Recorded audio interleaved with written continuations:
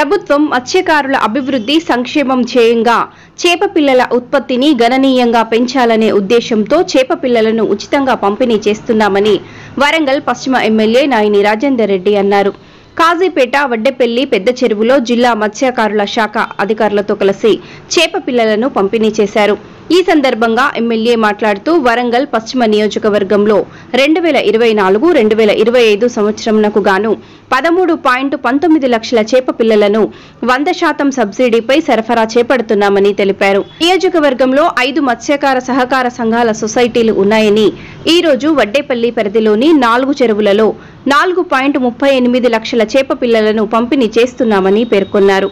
కాంగ్రెస్ ప్రభుత్వం చెరువుల పరిరక్షణ కోసం ప్రత్యేక చర్యలు చేపడుతుందని, హైదరాబాద్ లాంటి మహానగరంలో ఇప్పటికే ఆక్రమిత చెరువులు, కుంటలపై హైడ్రా ద్వారా చెరువుల పరిరక్షణ జరుగుతున్న విషయం గుర్తు చేశారు. రెండవ అతిపెద్ద నగరమైన వరంగల్లో కూడా రెవెన్యూ శాఖ, నీటిపారుదల శాఖ అధికారులకు ఖచ్చితమైన ఆదేశాలు ఇవ్వటం జరిగిందని తెలిపారు. ఈ కార్యక్రమంలో డివిజన్ అధ్యక్షులు గజపాక రమేష్, సుధాకర్, పున్నం చందర్, మాజీ కార్పొరేటర్ చుంచు అశోక్, నాగరాజు, మత్స్యశాఖ సహకార సంఘాల నాయకులు నర్సింగ్, కోటేశ్వరరావు, కాంగ్రెస్ పార్టీ నాయకులు సాగరిక రమాకాంత్, హన్మకొండ జిల్లా కాంగ్రెస్ పార్టీ మత్స్యశాఖ chairman Daraboina Pranay Deep, vice chairman Siraboina Satish, INTUC జిల్లా అధ్యక్షులు కూర వెంకట్, జిల్లా మత్స్యశాఖ సంఘాల ప్రమోటర్ బుస్సా మల్లేష్ తదితరులు పాల్గొన్నారు.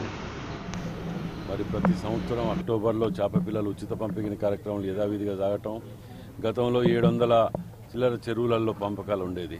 ఈ సంవత్సరం ముఖ్యమంత్రి రేవంత్ రెడ్డి గారు కాంగ్రెస్ హయాంలో వచ్చిన తర్వాత 811 చెరువులలో చేప పిల్లల లాంచింగ్ ప్రోగ్రాం పెట్టుకోవటం, అది కూడా అక్టోబర్లోనే కంప్లీట్ చేసే విధంగా ఫస్ట్ ఫేజ్లో ఒక 50% దాన్ని చెరువులలో ఇచ్చేసి సెకండ్ ఫేజ్ అదనంగా మళ్ళీ ఇచ్చే విధంగా ఏర్పాటు చేయటం జరిగింది.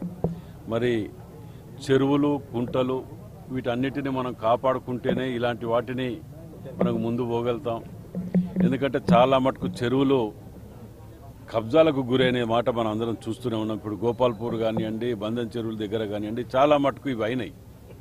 వీటన్నిటిని కూడా ప్రజలు సహకరించాలి. సహకరించినప్పుడు మన చెరువులను మనం కాపాడుకుంటే భవిష్యత్ తరాలకు మనం అందించిన విధంగా ఉంటుంది. అదేవిధంగా ఈ సంఘాలకు కూడా, మత్స్యకార సంఘాలకు కూడా వీటి వల్ల చాలా ఉపయోగాలు ఉంటాయి.